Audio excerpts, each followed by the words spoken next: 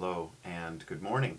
This is usually my day off, and it's not really, because I am going to be spending the better part of today, and I already have, on getting ready for a field trip that we're having with the Sunday school children here in the parish from each of the churches, as many as are able to come out, and go to St. Barnabas, Greenfield, which was consecrated in 1874. And so it's the oldest of our churches, the mother church here in this region. There was a 50-mile, that's over 100-kilometer gap between the parish of Andover and the parish of Woodstock, and we're in between, and there was no ministry here at that time, and they did establish a church and a rectory. And it's wonderful to be able to look through the history. So the first rector was Russell Almond, and because of ill health he needed to return to England. But Fwelling,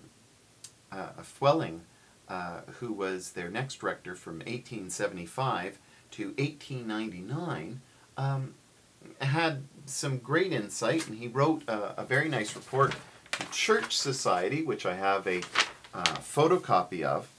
And he said, I began my work here in St. Barnabas on St. Barnabas Day, June 11th, 1875, and he found the people discouraged concerning church matters owing to the sudden removal of my predecessor, Reverend Almond. Well, of course, this was because of his ill health, but they encouraged him to continue the work. And on the 13th of June of this year, our church at Greenfield was consecrated by the bishop. A very large number of people were present to witness the interesting ceremony of consecrating a churchyard and church. Confirmation the same day had 48 candidates, and they used the Holy and Apostolic Rite, and several of whom became communicants. It is a day long to be remembered by both pastor and people. And he writes very encouraging things, that the church is growing here. I have good hopes for its future success. If the clergyman is faithful and zealous, the church will become a power for good here, as the laymen and laywomen are so willing to work. It's wonderful to read these old words that are just as fresh today as they were back then, well over a century ago. There's a number of pictures that I received. I have reams and reams of paper all over the place. A wonderful article written in 2006, I believe. 2006 in February, in the Anglican Planet by Reverend Chris Van Buskirk. And that's on Leo Hoyt, who was the rector in Andover, who really started the mission here in our region. And I have, of course, a 7-page, I guess you call it an essay, called Reminiscences on his experiences here in the parish. But I have some pictures which I wanted to share with you that I'm going to share with the children tomorrow. One is of the junior choir, Easter 1955, and this was shared with me by Jean Kinney, who was their Sunday school teacher. Just a wonderful picture. And this gentleman here is still a member of the congregation, a very active member of the congregation.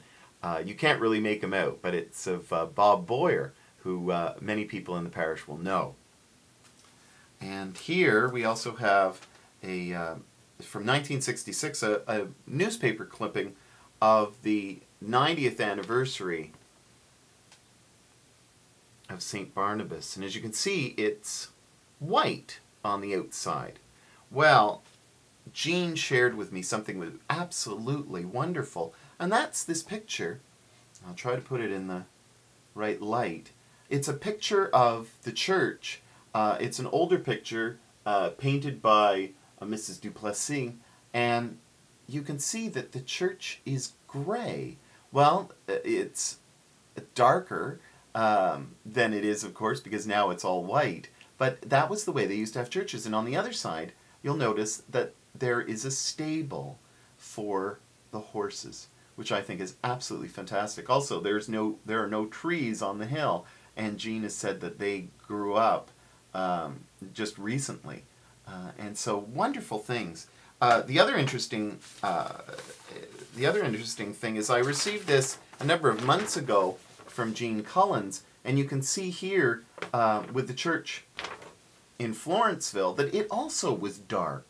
So if you think that all churches were made white originally, that's not quite true. They were originally gray. And so very, very interesting little tidbits. So this is what I'll be sharing with the children tomorrow. The whole hope is, of course, to have the children interact with the church, to learn about a church that they're not familiar with. There's no Sunday school at Greenfield. And to get to know not only the history, but also to paint it and to have some type of ownership, that this is part of their church as well. Anyway, many blessings. God willing, I'll have some pictures of the children tomorrow on the blog, and please stay tuned. I'll speak to you soon, God willing. Many blessings.